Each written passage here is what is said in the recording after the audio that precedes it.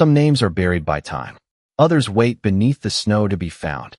Staff Sergeant Ethan Walker sees the black shape strike the edge of his headlights just after midnight, where Black Pine Pass disappears beneath 6 feet of Montana winter. For one breath, he thinks it is a branch tumbling across the road. Then the shape moves. Barely. Ethan brakes hard, the tires grinding through packed snow as his truck slides sideways and settles near the frozen shoulder. Outside, the storm has swallowed every landmark. Pine trees bend beneath the wind. Ice rattles against the windshield like handfuls of dry grain. The temperature gauge reads 8 degrees, but the cold beyond the glass feels older than weather. Ethan steps out in a heavy field coat, carrying a flashlight and a folding shovel. The wind tears the warmth from his face before he reaches the drift. At first, there is nothing but white. Then the beam catches it again. A dark paw. Still, half buried beneath the snowbank. Ethan drops to his knees. He digs without thinking, driving the shovel into the drift, throwing powder over his shoulder until the blade strikes something softer. Fur. He tosses the shovel aside and uses his gloved hands. A shoulder appears first, then the curve of a neck, then the snow-covered head of a German shepherd. The dog is large, sable-coated, and frighteningly still. Frost clings to his whiskers. His ears lie flat against his skull. Ethan presses 2 fingers beneath the jaw and waits. Nothing. Then, so faintly he almost mistakes it for the wind, a pulse touches his fingertips. "Stay with me," Ethan whispers. He clears the dog's chest and pulls him free, feeling how light the body has become beneath the thick coat. One hind leg is stained with frozen mud. A frayed strip of red fabric is caught beneath the collar. But it is the dog's mouth that stops Ethan. The jaws are closed around a small piece of metal, held with the stubborn care of something guarded through miles of darkness. Ethan kneels closer and brushes away the ice. A military dog tag hangs from a broken chain. His flashlight shakes once across the stamped letters. Bennett, Luke J., USMC. The storm seems to fall silent. Ethan does not breathe. 5 years vanish beneath him. A desert sunrise. A familiar laugh. A promise made beside a hospital bed and never kept. Luke Bennett is dead. Ethan watched the flag folded for his family. He carried the guilt home alone. Yet here, beneath a mountain of snow, a dying K-9 is holding Luke's name between his teeth. Ethan removes one glove and touches the frozen tag. Luke. The German shepherd's amber eyes open. Ethan stares into the German shepherd's open eyes, unsure whether the dog has heard the name or merely surfaced from the edge of unconsciousness. The amber gaze holds for a second, clouded by exhaustion, then drifts toward the dog tag in Ethan's hand. A weak breath escapes the animal's nose. Not a growl, not a plea, something closer to recognition. "Easy, boy," Ethan says, sliding one arm beneath the dog's chest and the other beneath his hindquarters.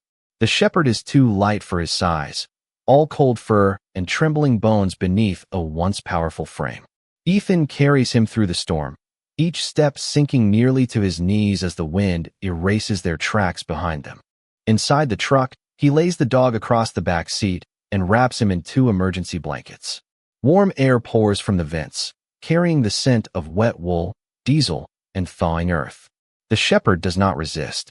He keeps his eyes fixed on Ethan, as though trying to decide whether the man before him is the one he crossed the mountain to find. Ethan reaches for his phone. No signal. The nearest veterinary clinic is 28 miles east, beyond a stretch of road already vanishing beneath drifting snow. He turns the key anyway. The engine catches, low and steady, and the truck begins its slow descent from Black Pine Pass. Every few seconds, Ethan checks the rearview mirror. The dog's ears remain flat, but his breathing has grown more regular. As the ice around his neck begins to melt, details emerge beneath the matted sable coat. A narrow scar cuts across the left ear. One clean line, pale against dark fur. Ethan feels something tighten behind his ribs. He has seen that mark before. Years ago, on a training field under a hard North Carolina sun, Luke Bennett had laughed while a younger ranger shook rainwater across an entire row of Marines. Ranger. The name leaves Ethan in a whisper. The dog's right ear lifts half an inch. Ethan grips the steering wheel. Ranger. This time, the shepherd moves. Slowly, painfully, he raises one front paw and presses it against the back of Ethan's wrist where it rests between the seats. It is the same signal Luke taught him before every search exercise. Contact confirmed. Ethan pulls onto the shoulder and turns around. Up close, there is no doubt. The scar. The dark saddle along the spine. The small patch of gray beneath the chin that should not have been there 5 years ago. Ranger is older now, but it is him. He should be in Idaho with Grace Bennett and her son, Noah, more than 300 miles away. He should be sleeping beside their fireplace, not buried alone beneath a Montana snowdrift. Ethan searches the collar for identification and finds only a broken clasp. Beneath it, tangled deep in the damp fur, is a strip of blue nylon with a plastic buckle attached. A child's seatbelt cover, torn clean through. Ranger watches him find it. Then the dog turns his head toward the black mountains behind them and releases one low, urgent whine. Ethan looks back through the rear window. The storm has already swallowed the road. Somewhere beyond that white darkness, someone may still be waiting. The clinic appears through the storm like a single warm window left burning for the lost. Ethan pulls beneath the faded sign just before 2 in the morning and carries Ranger inside, while snow curls through the open door behind him. Dr. Hannah Cole is already waiting, her gray sweatshirt half hidden beneath a white coat, her dark hair tied back in a hurried knot. She asks no unnecessary questions. One look at the German Shepherd tells her what matters. Examination table, she says, guiding Ethan toward the back room. The air smells of antiseptic, clean cotton, and coffee that has gone cold. Hannah wraps Ranger in heated blankets, checks his breathing, and places warm fluid beneath the loose skin near his shoulders. Ethan stands close enough for the dog to see him. Ranger's eyes follow every movement, but they never soften into rest. His temperature is dangerously low, Hannah says. Another hour outside, and you would have found him too late. Ethan looks at the old scar on Ranger's ear. He was trained not to quit. Training explains endurance, Hannah answers. It does not explain why he was alone on that mountain. She places a shallow bowl of water near his muzzle. Ranger turns away.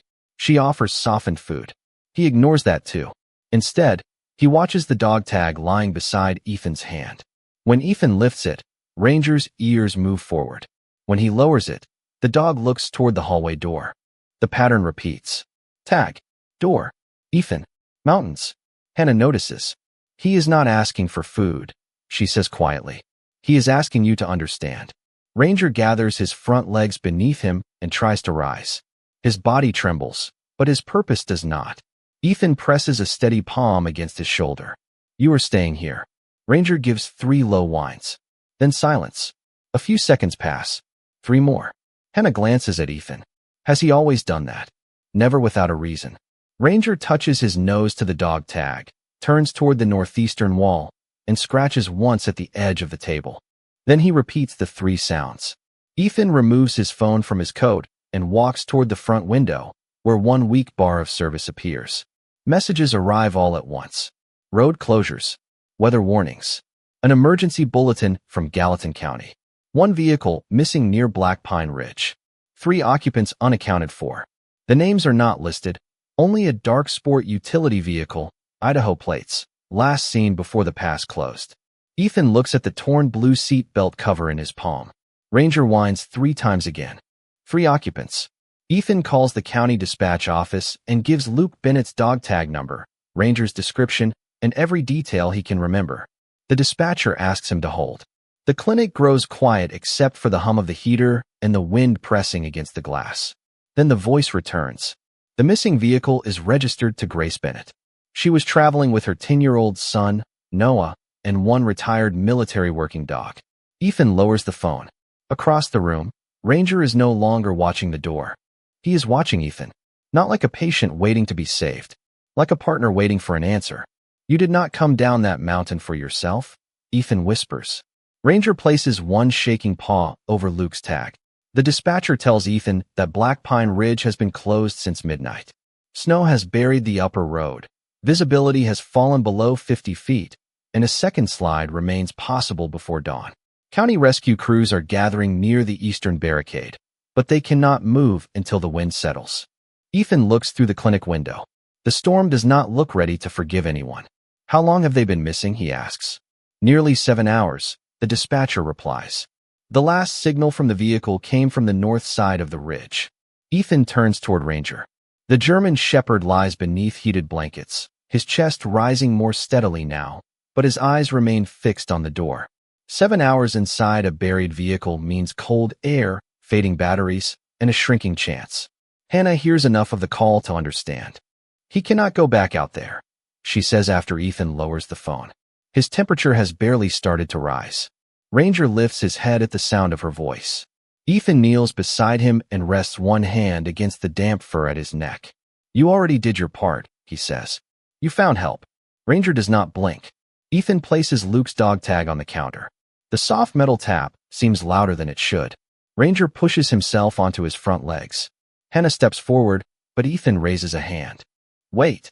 The dog sways once, steadies himself, then climbs down from the table. His paws touch the tile with almost no sound. He moves past the water bowl, past the food, and toward the hallway. Every step is slow. None are uncertain. At the front door, he looks back. Hannah shakes her head. That is not strength. That is instinct carrying what his body cannot. Ethan knows she is right. He also knows Luke once trusted that same instinct with the lives of 6 Marines. Outside, the wind presses a white wall against the glass. Ranger scratches the door once, then turns toward the northeast. Ethan unfolds a county road map across the reception desk. Black Pine Ridge runs like a dark spine through the center. The missing vehicle's last signal sits near an old logging route that does not appear on newer navigation systems. Ranger approaches the map. He lowers his nose, follows Ethan's finger along the closed highway, then places one paw over the narrow logging road. Hannah stares at him. He remembers the way. Ethan reaches for his coat. Or he remembers what is waiting at the end of it. At the barricade, red emergency lights glow through blowing snow. Sheriff Daniel Mercer meets Ethan beside a line of rescue trucks and tells him the Ridge team has found no safe route forward. The official assessment is careful but grim. Anyone trapped above the slide may not have much time. Ethan opens the passenger door. Ranger stands beside the truck, wrapped in a thermal rescue coat Hannah fastened around him. He is coming with me, Ethan says. Mercer looks at the exhausted dog, then at the mountain. That road could disappear under you. Ethan watches Ranger lift one paw and place it on the passenger seat, exactly where Luke trained him to wait before every mission. It already disappeared under them, Ethan says. Ranger climbs inside. Ethan follows. The truck climbs until the plowed road ends beneath a wall of wind-driven snow. Ethan stops beside an abandoned forestry gate, where the old logging route begins as little more than a narrow white cut between the pines. Sheriff Mercer arrives behind him with 2 rescue volunteers, ropes, shovels, and a portable beacon. No one speaks above a whisper. The mountain feels awake. Ranger steps down carefully, his thermal coat bright against the darkness, then lowers his nose to the ground. For several seconds, he finds nothing. Snow has buried every tire track, every footprint, every ordinary sign that people once passed this way. Then his head turns. He moves toward a bent branch near the gate and sniffs a thin strip of blue fabric frozen to the bark. It matches the torn seat belt cover Ethan found in his fur. Ranger looks back once, then starts forward. The team follows in single file. Their boots sink deep with every step. Pine needles hiss overhead. Somewhere beneath the wind, ice shifts with a low sound like distant thunder. After half a mile, Ranger stops beside a shallow depression in the snow. Ethan kneels and brushes away the powder. A small triangle of safety glass glitters beneath his glove. 10 yards farther, they find a broken reflector. Then a dark smear of engine oil beneath a drift. The vehicle came this way. Ranger is not guessing. He is rebuilding the road 1 cent at a time. His pace slows as the trail steepens. Twice, his hind legs give beneath him. Each time, Ethan reaches down to lift him, and each time Ranger catches the sleeve of his coat gently between his teeth. Not a bite. A refusal. Ethan understands. Ranger does not want to be carried past the clues only he can read. All right, Ethan murmurs. You lead. The German Shepherd releases him and continues. Another quarter-mile passes. The storm thins for a moment, revealing a slope of untouched snow descending toward a stand of black spruce. Mercer checks the beacon. No signal.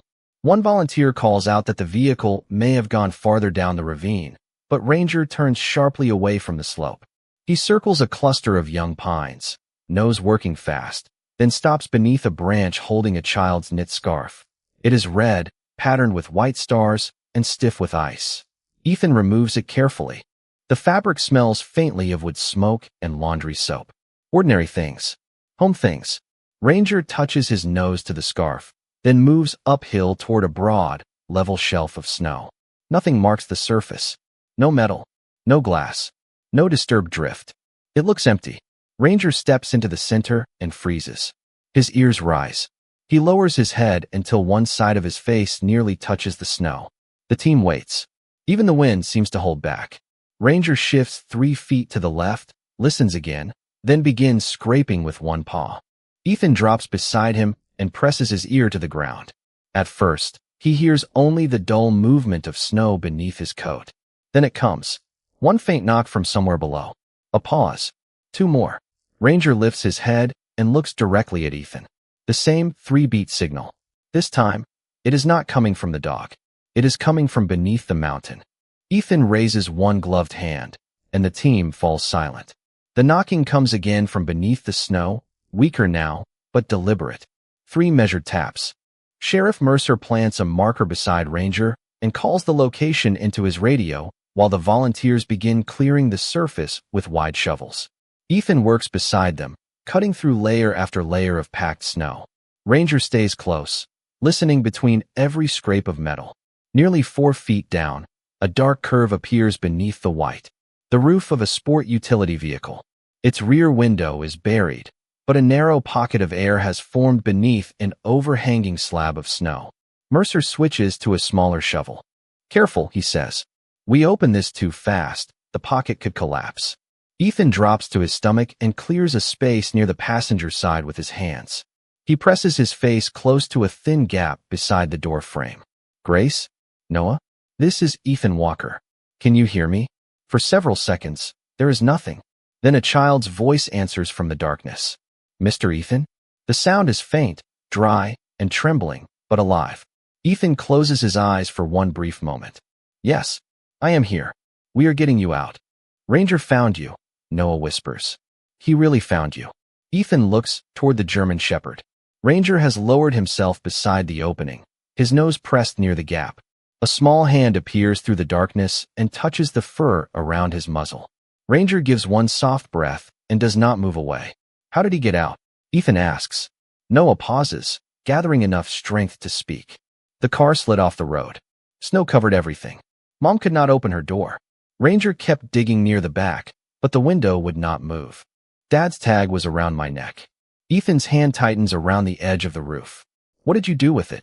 "I put it in Ranger's mouth." Noah's voice breaks, then steadies. "Dad always said Marines find their people. I told Ranger to find a Marine. I told him Dad would show him which one." The words travel through the narrow air pocket and settle inside Ethan with more weight than the mountain above them. Ranger had crossed the storm carrying more than metal. He had carried a child's faith in a promise made before he was old enough to understand loss. "You did exactly right," Ethan says. "You were brave, Noah. I was scared. Brave people are scared too." Behind him, Mercer signals that the rear access point is almost clear. Ethan keeps his voice calm. "I need you to tell me where your mother is." The hand beside Ranger becomes still. "She is in the front seat. She talked to me before. She told me to keep tapping and stay close to Ranger." Noah takes a shallow breath. "But she has not answered for a long time." Ranger lifts his head sharply. Ethan looks through the narrow gap, where only darkness waits beyond the child's hand. "Grace," he calls. No answer comes. He calls again, louder, while the snow beneath them gives a low, distant creak. The sound beneath their boots deepens, not loud, but heavy enough to make every person on the slope look uphill. Mercer studies the snowfield and speaks into his radio. "Movement above us. We have minutes, not much more." Ethan presses closer to the narrow opening. "Noah, listen to me. We are coming in through the rear. Stay beside Ranger and keep your face covered." The volunteers widen the tunnel around the back window while Mercer anchors a rescue line to a pine trunk. Ranger circles once, then stops near the opposite side of the vehicle. He scratches at the snow beside the rear door and looks at Ethan. "He found another way," Ethan says. They shift their effort 3 feet to the left. Beneath the packed layer, the outline of the door appears. The frame is bent, but a small gap remains near the top. Ethan clears it carefully and reaches inside. His fingers find Noah's coat. "I have you." "Mom first," the boy whispers. "Please." Grace is slumped across the front seat, breathing, but unable to respond. Mercer crawls through the opening while Ethan stays with Noah. Together, the rescuers free Grace from the seat and guide her onto a sled. Her breath forms a faint cloud in the lantern light. She is alive. The mountain gives another long creak. Snow begins spilling in thin streams from the trees above. Mercer looks toward the ridge. "We leave now." Noah is still trapped behind the folded rear seat. Ethan reaches for the belt around the boy's waist, but the buckle is wedged beneath the frame. Ranger pushes past Ethan and presses his nose into the narrow space beside Noah. The boy touches the dog's forehead. "You came back." Ranger lies down against him, sharing what little warmth remains in his body. Ethan removes his own safety line and threads it through the opening. "Noah, I am going to fasten this around you. When I count to 3, the team will pull." The boy nods, though Ethan can barely see him. The ridge cracks above them. Mercer calls for everyone to move. 1, Ethan says, securing the line. Snow rushes through the pines with the sound of a rising tide. 2, Ranger refuses to leave Noah's side. Ethan covers them both with his body and grips the line. 3, the rescuers pull. Noah slides free just as the surface around the vehicle shifts. White powder fills the air. The world becomes soundless and weightless for several seconds. Then the movement stops. Mercer calls Ethan's name through the radio. No answer. The team digs toward the last point where they saw him. One shovel breaks through into a small hollow beside the vehicle. Inside, Noah is curled beneath Ethan's coat. Ranger lies across the boy's chest, his tired body still keeping watch. Ethan is beside them, one hand wrapped around the rescue line. His eyes open when the lantern reaches him. "Grace," he asks. Mercer nods. "Alive." Ethan looks at Noah, then at Ranger. The German shepherd lifts his head by an inch. That is enough. Above them, dawn begins to soften the storm, turning the snow from black to silver as the rescue team carries 4 survivors down the mountain. Grace wakes beneath the quiet pulse of hospital light, with Noah asleep in a chair beside her and Ranger resting on a blanket near the foot of the bed. The German shepherd's breathing is steady now, though each breath still carries the weight of the mountain. Ethan stands near the window, watching dawn spread pale gold across the snow-covered parking lot. He has changed into dry clothes, but the cold seems to remain somewhere inside him. When Grace opens her eyes, she looks first at Noah, then at Ranger, and finally at Ethan. No one speaks for several seconds. The silence is not empty. It holds 5 lost years, 1 winter night, and the name of a man none of them have stopped carrying. "You found us," Grace says at last. Ethan shakes his head. Ranger did. Noah stirs at the sound of their voices and lifts his head. His face is tired, but safe. He reaches into the pocket of his coat, removes Luke's dog tag, and places it in Ethan's hand. The metal has warmed against the child's body. Ethan closes his fingers around it, and memory returns with painful clarity. Luke beside him under a desert sky. Luke laughing over burned coffee. Luke pushing Ethan toward safety and telling him to keep moving. Ethan has obeyed every order except the last one. "Why did you never come see us?" Noah asks. The question is gentle. That makes it harder. Ethan looks at Grace, but she does not rescue him from the truth. "Because your father saved my life," he says. "And I thought being alive meant I had taken something that belonged to him." Noah studies him with the serious eyes of a child who has learned too early that adults can be lost even when they are standing nearby. "Dad would not think that." Ethan's voice lowers. "I know that now." Grace reaches toward the bedside drawer and removes a small envelope, softened at the corners from years of being opened and closed. Ethan recognizes Luke's handwriting before she says his name. "He left this for you," Grace says. "I kept waiting for the day you would be ready." Ethan unfolds the letter with unsteady hands. Most of it is simple. A few lines about friendship. A joke about Ranger stealing food during training. Then the final sentence stops him. "Make your life worth the one I gave back to you." Ethan reads it twice. Across the room, Ranger raises his head. The dog watches him without judgment, without demand, as if he has already understood what Ethan is only beginning to accept. Ranger did not simply bring Luke's tag through the storm. He carried an unfinished message to the one man still refusing to hear it. Ethan kneels beside Noah and returns the tag to him. "This belongs with you." Noah closes his hand around it. "But Dad wanted you to have something." Ethan looks toward Ranger. The German shepherd slowly stands, crosses the room, and rests his head against Ethan's chest. For the first time in 5 years, Ethan does not pull away from the love Luke left behind. 3 months later, the last snow has pulled back from the Montana valleys, leaving the hills dark with pine and the roads shining beneath a clear spring sun. Grace walks without assistance now. Noah carries Luke's dog tag around his neck, not as a weight, but as something steady. Ranger has regained most of his strength, though silver fur has spread across his muzzle, and he rises more slowly on cold mornings. Ethan notices every change. He has been there for all of them, not as a replacement for Luke, not as a man trying to repay an impossible debt. He comes because Noah asks him to help repair a bicycle. He stays because Grace pours an extra cup of coffee without making the moment important. He returns because Ranger waits at the front window every Saturday, ears raised at the first sound of Ethan's truck. On the anniversary of Luke's death, they drive together to the small Veterans Memorial outside Helena. The morning is quiet and warm for the season. Flags move gently above rows of polished stone, and somewhere beyond the trees, church bells mark the hour. Ethan walks a few steps behind Grace and Noah. Ranger keeps pace beside him, his shoulder brushing Ethan's leg as though making sure he does not turn away. Luke's name is carved into a dark granite wall beneath the emblem of the United States Marine Corps. Ethan has stood before it only once, years ago, when grief was still sharp enough to feel like punishment. Today, he removes his cap and looks at the name without lowering his eyes. Noah places one hand against the stone. The dog tag rests over his heart. Grace closes her eyes, and the wind lifts a strand of hair across her cheek. No speeches are made. Nothing needs to be explained. After a while, Noah takes the tag from his neck and holds it toward Ethan. "You can carry it for a minute," he says. Ethan accepts it. The metal is warm from the boy's skin. For years, Luke's name has meant one terrible ending. Now Ethan remembers other things. A laugh across a training field. A hand offered after a hard day. A man who believed saving a life was never a mistake. Ethan places the tag back into Noah's palm and closes the boy's fingers around it. "Your father already gave me what he wanted me to carry," he says. Noah nods, though neither of them tries to name it. Ranger sits between them and looks toward the wall. His amber eyes are calm.